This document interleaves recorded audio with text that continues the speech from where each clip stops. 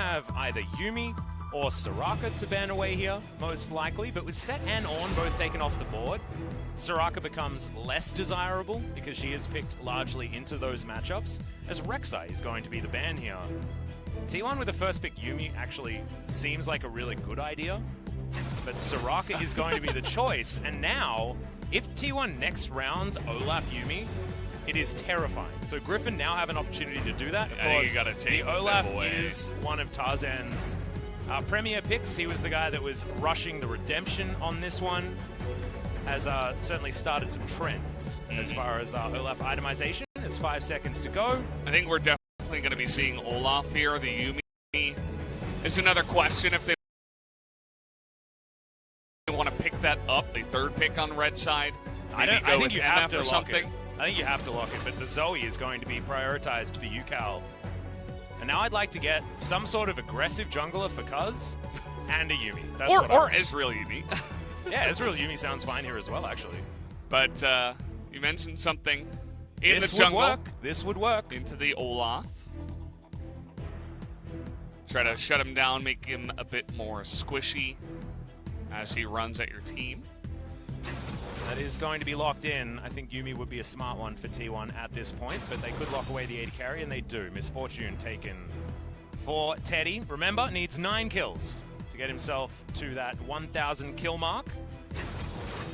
As that's Kalista. Okay. Yeah, Kalista just right off the bat. And you might see T1 take away some of the champions that she's good with in the bottom side. I wouldn't be surprised to see Thresh banned out first.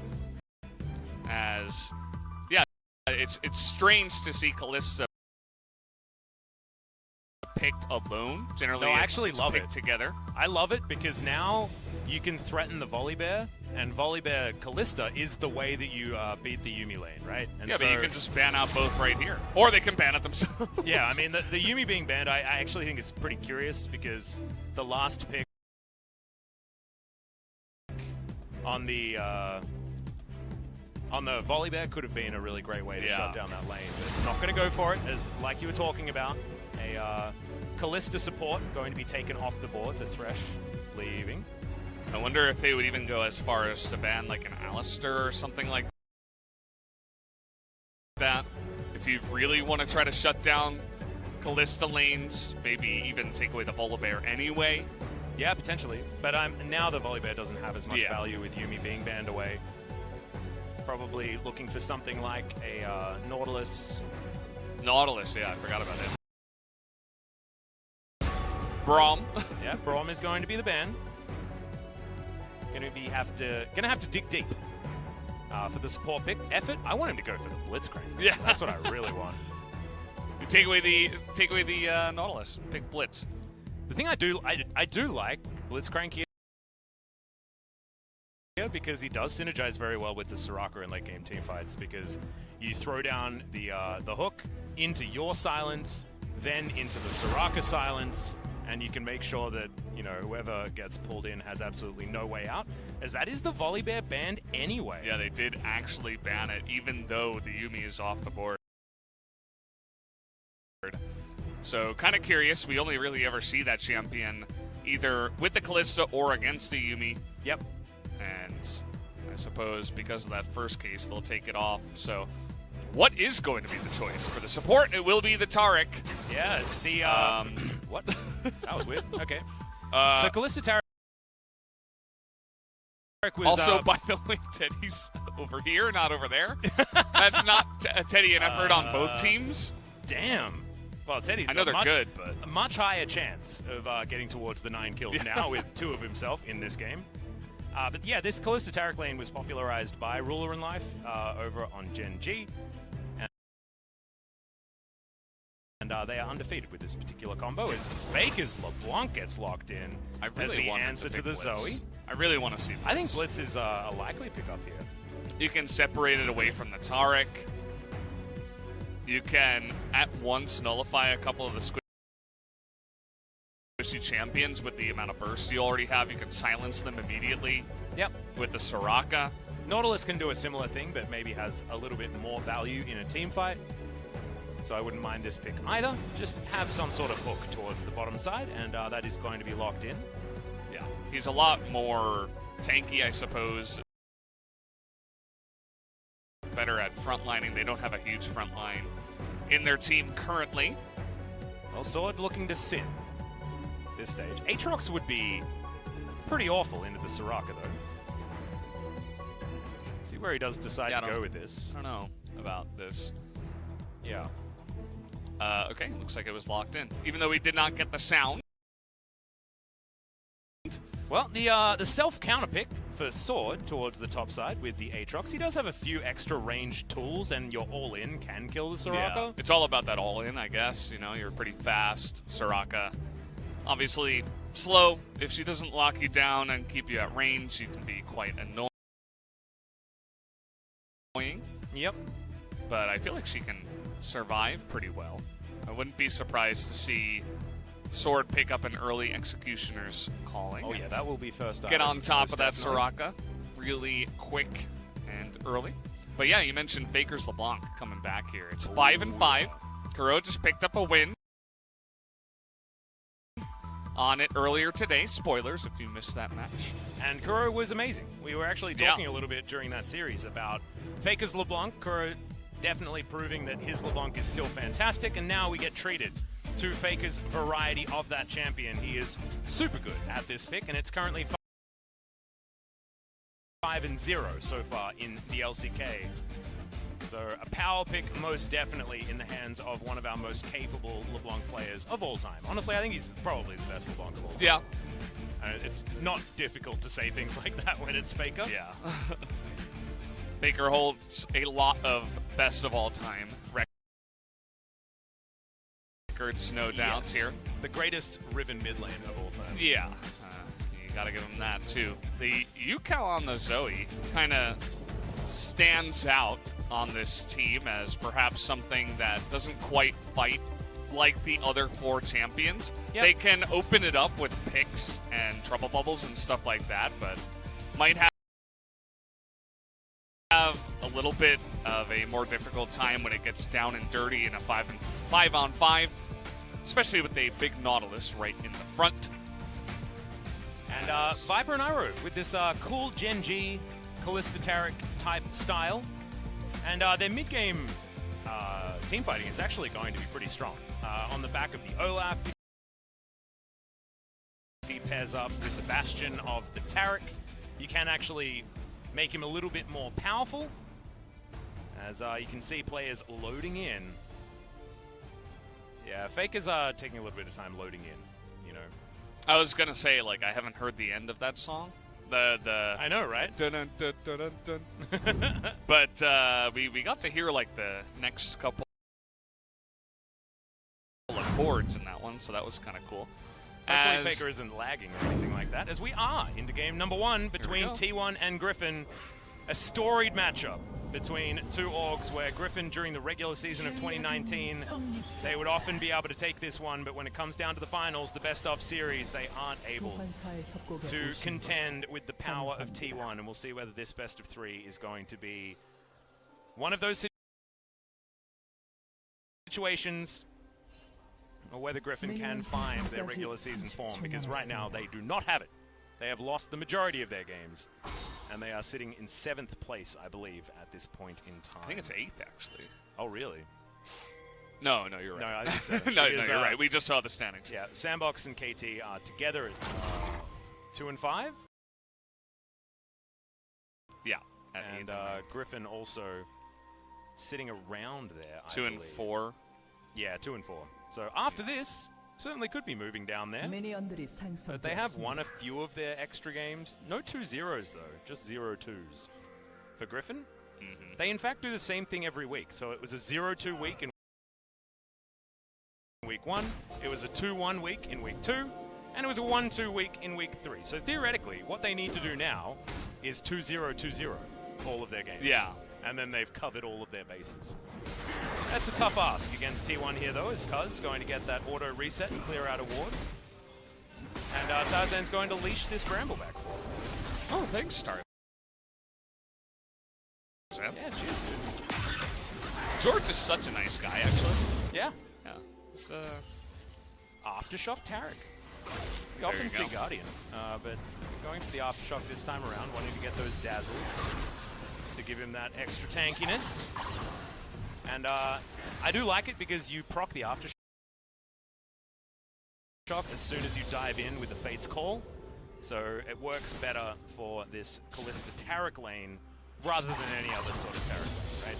Yeah, it's a nice idea, especially because you will be towards the front for a lot of this alongside of an Olaf or an Aatrox that's engaging. Aatrox most likely going to be going for some kind of flank in the majority of these fights. Yep, Teddy and Viper, both Savants, going towards their Gathering Storm. Scorch picked up for Canna towards the top side. Oh, absolutely not what you want to see. Especially not on the Soraka, who is not going to be winning any lanes. She's just going to be not losing for the majority and then being very frustrating as this game goes on.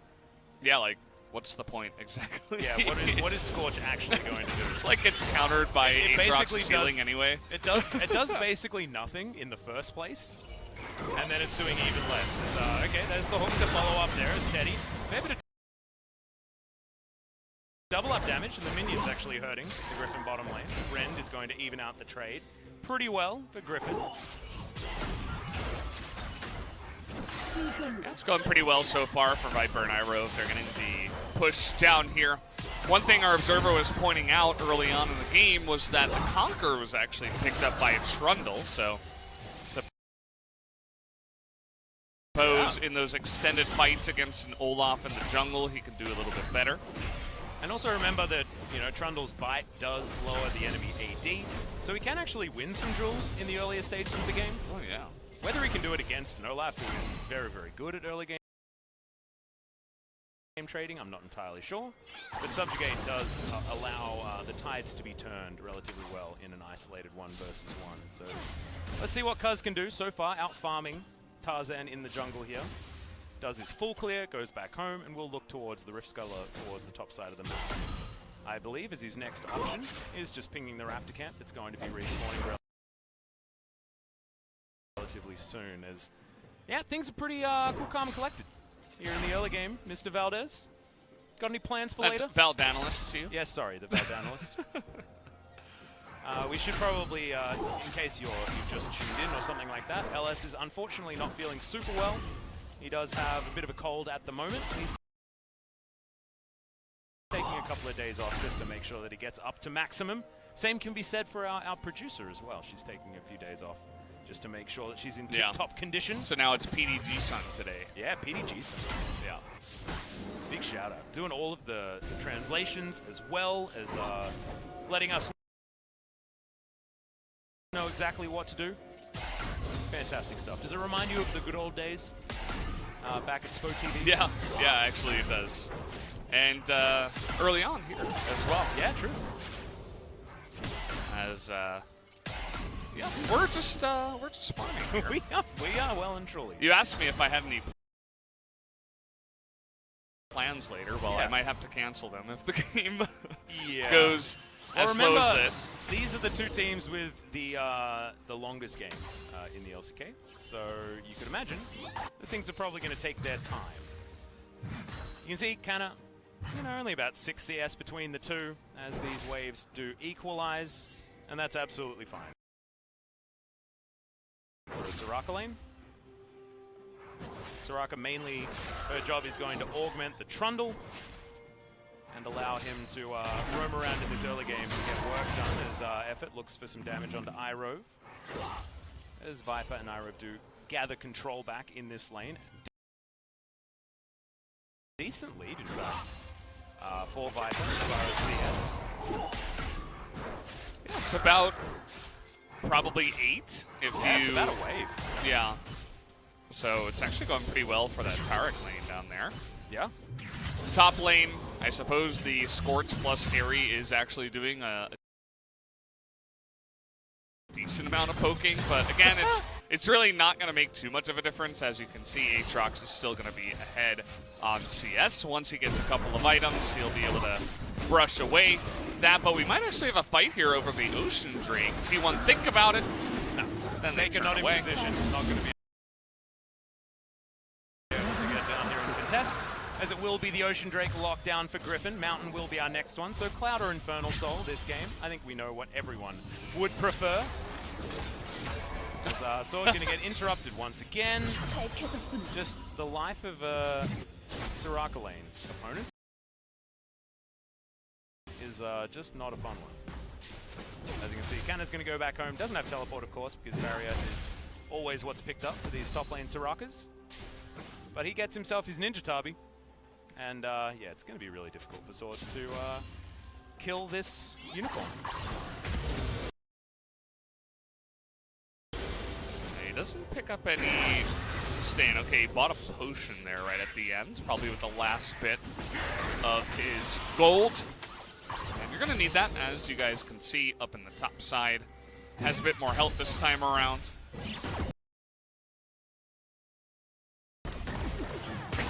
Faker procs his electrocute, gets out of the way of the bubble. And Redemption, of course, is available for UCal because only the best Zoes get Redemptions He's early. very skilled at his RNG. Yeah. He's probably been working on his RNG. You should see Showmakers. Showmaker gets it at level 4, I swear, every game. Level 2? Yeah. It's ridiculous. Dove is another Redemption roller. Yeah. You're bound to get one eventually in your games. Well, Umbral Dash there from Sword to get him out of the way of the Q. Kanna just waiting for his next one.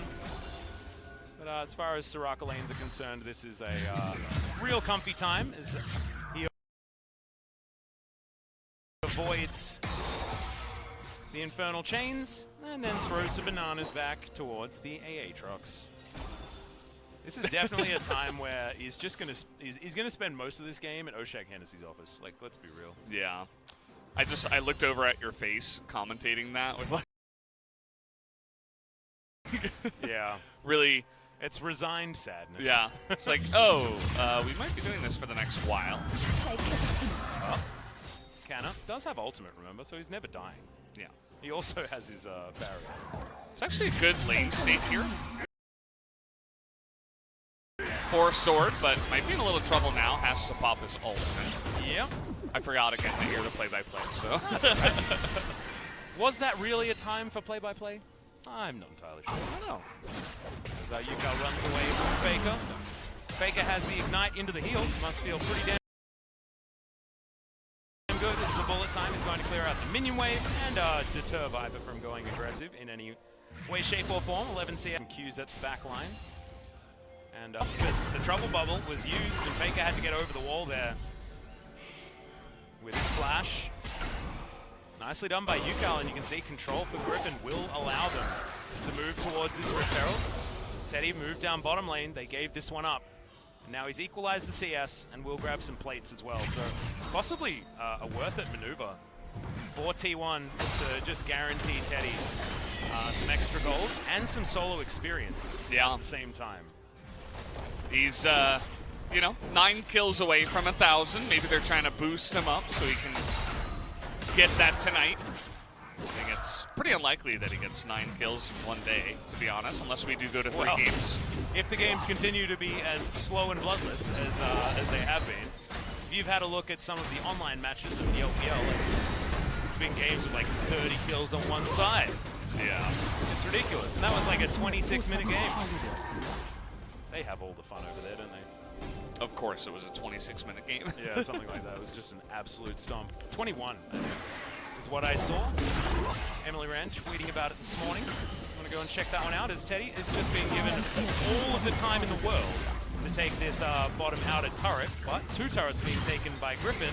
If you can do the math, you can tell probably going to be worthwhile for Griffin fans, as now this Soraka has a very, very long lane to deal with, which she doesn't actually like, especially against the Olaf, who can stick to her so well.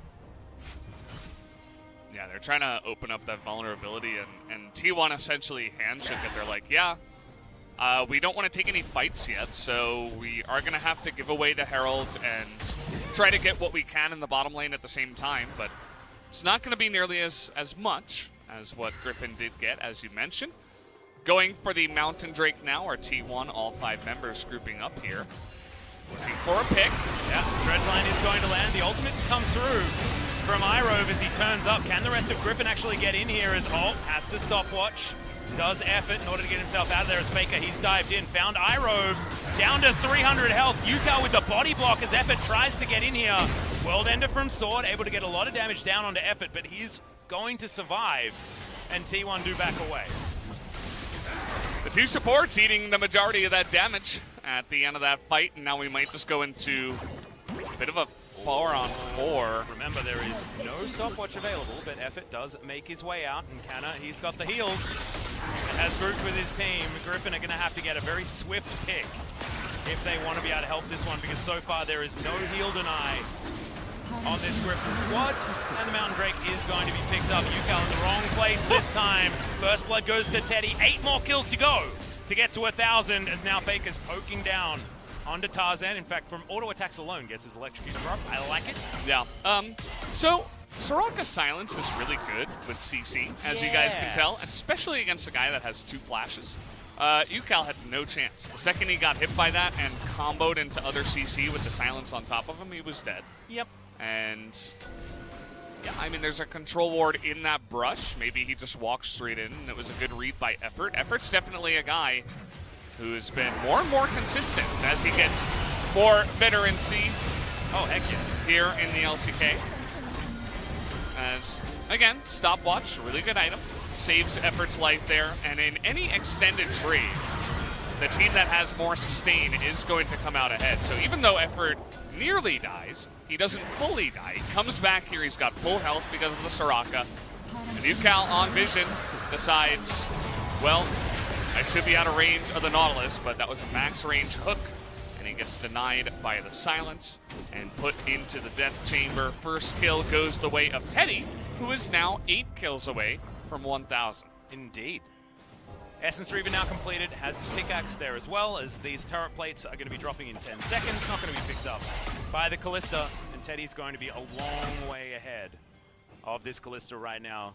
And Viper does want to get towards those 2 items as quickly as possible, and in Teddy, if he gets to IE and Essence Reaver before the Callista, then you're not going to get the value that you're looking for out of a lane that has Callista in it. So Griffin's certainly going to be feeling the pressure with their mid-game composition versus T1's absolute late-game powerhouse with the Soraka on top of the subjugating Trundle, who will scale quite well given the extra augmentation of the healing. And we all know that Misfortune does a lot of late-game damage as well. So Griffin gonna have to start getting things done as this game moves forward. Yeah, they want to come ahead here in the mid-game and try to possibly roll into the Cloud Soul. We saw that in our first series. I think it was KT had a nice mid-game composition with the LeBlanc and was able to roll it into so many objectives early on. Yep. And the enemy team, even though they had Ezreal Yumi, wasn't really able to come back from there. But in this case, T1 are actually coming out ahead, even though those 2 turrets did go down in the top side, as T1 took a really nice fight around the Dragon. Tell you what though, Cloud Soul feels real good for T1. Trundle loves it, able to subjugate someone, stick to them. Canna loves it. Ultimate CDR is brilliant for the Wish, not to mention he can use it as an escape tool with the extra movement speed that you pick up. And Misfortune is actually alright, because you get the movement speed after the bullet time has been channeled, and then you can reposition after that one as well, utilizing it. And you know, you don't need to talk about LeBlanc's ability to dash around after using that Mimic. So good news for T1 fans. It's not as bad as it could have been with this particular Cloud Soul. Minute and a half though, and they'll need to get 3 of them if they do want to lock that one down for themselves. But so far, this game has been pretty easy, pretty comfy for T1. Only ahead by 500 gold, but Griffin, the onus is on them to make the moves at this stage of the game. Alright, Faker's gonna find Yukal, connects the chains, gets over for the distortion to guarantee the stun. Like it from Faker's LeBlanc, and dashes in once again. This is what the LeBlanc can do. He goes all the way back to that distortion, not gonna get undertowed this time around. So we always talk about Zoe being strong in the mid game. LeBlanc's also really strong in the mid game. Yeah. She's going to have a really good time, especially because it's Faker on this LeBlanc, who's going to be taking things to the next level. And now that they have a comfortable lead, and you mentioned the scaling and the actual really great value that they can get out of a Cloud Soul, I wouldn't be surprised if T1 are just the team that sits back, relaxes, scales up, and essentially says, okay, we'll see you in the late game. We don't have to beat you now. We did our job in the mid game, essentially. Now it's all the responsibilities on Griffin to actually try to come back here. So all that T1 have to do is sit back in their lazy boys and watch some TV and hop play on some your games, beanbags. you know? Hop on your beanbags and just get ready for the late game. That's what you got to do. Grab the Game Boy, spend, 3-4 hours just chilling. Of course, they are going to have to fight over Drakes, and because they have this little lead, they were able to roll it into Shirley, and then, most likely, the Cloud Drake. Yep, and they are going to siege this one up first as Trouble Bubble goes wide, and the tower is just going to get obliterated by Shirley. Effort, thinking about an opportunity to get some work done, but double charge. Shirley really getting her work done this game as Teddy. That was a little bit overly aggressive. Has to use the cleanse to get out of the Trouble Bubble. Well, those Raptors, they're really alluring. I know how it can be. Just one serving of the popcorn chicken, please. He literally just killed one little one. Yeah. That was it. Had to blow his cleanse. At least he did not have to flash, but because of the Shirley play, they get the Cloud Drake and are now 2 Drakes away. And if you're T1, just sit back for the next 5 minutes and farm. That's all you really have to do. Yep. Very comfortably grabbing that Cloud Drake while everything was going on. And yeah, there's a bit of money sitting in the back pocket of good old Teddy, who's currently 2,000 gold somehow ahead of Viper. Turret plates. Hell of a turret. Yeah. Also 2,000 gold, dude, after this one kill in the game. Yeah, he also got silly. first blood. Yeah, and now he's 30 CS in the lead somehow. It's it, the Teddy effect. Yep, CS per minute is pretty damn good. 10.6 ain't bad. And we'll be moving towards, it's the 200 before 20 minutes, and even before 19 minutes rolls around. And you can see that Griffin kind of seemed lost. They're not really trying to force anything, and I think they really have to, but there's no big objective, and T1 aren't forced to come out on the map and actually challenge them anywhere, so... Nope. And they don't have, the only really ability they have to pick anyone is the Zoe. So there's going to be, again, so much pressure on UCal to try to carry this himself and look for picks and try to get the momentum going back in their way. But if the game keeps going this way with only fights for the Drakes, then, again, T1 are going to be the big favorites in this. And Teddy is like uber far ahead. So he's kind of just sidestepping all of Sword's abilities. Sword not able to find anything. And he'll just continue farming here. He is ahead by 40 CS. But the same can be said for Teddy. And honestly, if I want anyone to get fed, it is probably Teddy on this misfortune over the Aatrox. Yeah, this game. Looks like Soraka had some trouble. Yeah, I mean, it's Soraka. She's never supposed to win the lane. She's supposed to be annoying. Yeah. I wouldn't be surprised if some of the CS also went towards Teddy or Faker. We saw Faker take the big wave up in the top lane, which could have potentially been Kana's. But instead, it's better to give it over to them, even though LS likes to call Soraka a hard carry, a hyper carry. It's in a little bit different of a way, especially as the game comes along and goes super late. She is unbelievably strong. Yep, and the Ardent Sensor looks to be coming in next as well with that Forbidden Idol already completed for Kana. Could, of course, be a bunch of other items, but I'd really like to see that one to come in as Faker. Dives on in, gets the Mimic Cube, the Mimic Sigil onto UCal. Taking a fair bit of damage there, but otherwise he's going to be A-OK. And lull state continues. 21 minutes in. I'm looking forward to 10.4. Yeah. You know, I just want some better video games. I was Faker? talking to, okay, yeah, Faker looking for the chase. Never mind. I was talking to Cloud Templar between the last couple of matches, and yeah, he thinks that maybe we'll be saved by a 10.4 patch, but only time will tell. I know LS is pretty excited about it. Is Tarzan not excited about this? The Electrocute going to go off his bubble. Lands onto Faker. Doesn't have cleanse or anything like that, but now Cuz is going to turn up. Oh, man. Of course there's a redemption. There's always a redemption. That one was utilized by Irove, though, so thankfully it's not going to be just from the Zoe in the nick of time. And just like that, 2 flashes are blown right before the Cloud Drake fight, and they push them out of lane. T1 getting little wins everywhere. Yeah. Except in the bottom lane, I suppose Sword was able to take down that turret for the side of Griffin. But Faker will be able to answer here. LeBlanc also loves Cloud Drake, like a lot, because getting that ultimate cooldown just means that those poke rotations are so much faster to come back off cooldown. And you're also so much more mobile, just because you get so much from having your ultimate off cooldown in so many different ways, you know? The extra chain, the extra sigil, the extra movement with the distortion. It's real scary if you're a Griffin fan. Another BF sword now done for Teddy. He's going for the most winningest build on this Misfortune with the Bloodthirster coming in next. Yeah. His bullet times are going to be shredding through Griffin unless Irove can get himself a good Cosmic Radiance. But honestly, I don't know whether you can arm it in time. That's the scary part. Yeah.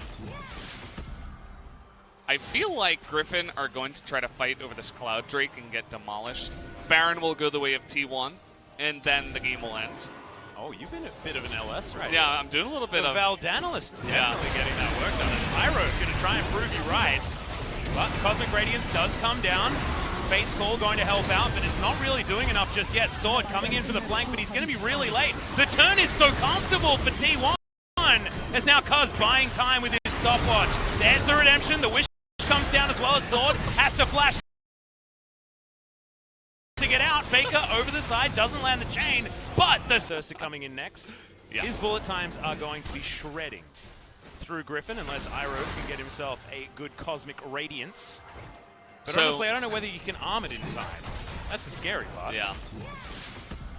Down 3 for this game, only 6 more to go as Viper. He is certainly in the sights of Teddy for that 4th option. Now Faker locks him down with the chain, and that is a waste of a stopwatch. My dude, all too easy. Ace comes in, it's a full house, Teddy's full of Fakers, and T1 will move to the Baron, and look, the Valdanalist is just, he's preaching. Yeah. Valdanalist is just, he's preaching. Yeah, called it, that's all I have to say. I told you so. You did. It was just a great performance out of Faker throughout this fight. He was so mobile, just all over the enemy team. He started in the back line, and then he circled all the way around. He joined up towards the end to get back onto Sword. A lot of, soft punches thrown early. Stopwatch again, great item. Keeps both of them alive. And then Soraka says, hello, I don't care about your decreased healing. I'm going to keep Cuz alive anyway. Faker Cuz alive anyway. Faker's able to get back here, as I mentioned, be mobile on the Sword. Effort sees it, and then the double distortion on 2 people. Easy double kill here for Faker. And from there, it's just 5v3, and not much that Griffin can do. As they tried to get the picks, but when you're up against multiple stopwatches in Soraka and you're behind in the game, it's not going to work. And now that LeBlanc, that was terrorizing your team, is 2-0-2. Teddy is 4-0-2, which is just unbelievable. With a 700 gold bounty. Maximum gold bounty. This game is over. Like I said, it's maximum gold bounty. This game is over. Like I said, it's just done. That's all that needed to happen. The Valdanalist called it. Yeah, he did. And I suppose I did the opposite of a caster curse. It's the caster blessing. Caster blessing. Get them bless RNGs in the chat, please. Yeah. Bye. Oh, goodness me. Well, redemption was the decision here for Canna, who decided against going for the, actually work out very well in that last team fight, and there's the Fate's Call. Griffin going for the desperation engage, but Irove is just going to get obliterated. He's going to buy a little bit of time there as now Faker looking for the backline, and Teddy eviscerates. Good old Tarek, and now Sword does 0 damage. Double kill so far. We're getting very close to those 1,000 kills for Teddy. 3 more. Close to those 1,000 kills for 3 Teddy. more. 3 Triple more. kill for Teddy is, if he gets the penta right here, that's his 1,000th kill, Faker. but Faker says nope. And he's going to be able to grab Viper there. Denied as 7-0-2 for Teddy. Takes down turrets, takes down inhibitors. Takes down turrets, takes down inhibitors. And as the Valdanalist said, this will be the game-ending push for T1. Absolute destruction. But honestly, Griffin didn't really do anything to stop what was going on here. These 2 kills are Teddy's 1,000 kills right now as Tarzan gets the chains connected. Teddy grabs it. One more will gets the chains connected. Teddy grabs it. One more will be 1,000 kills. Get off that fountain, Iroh. Get in the fountain. What are you doing? Oh no. 999 for Teddy, but still a brilliant performance from him. And T1 will be able to get that one extra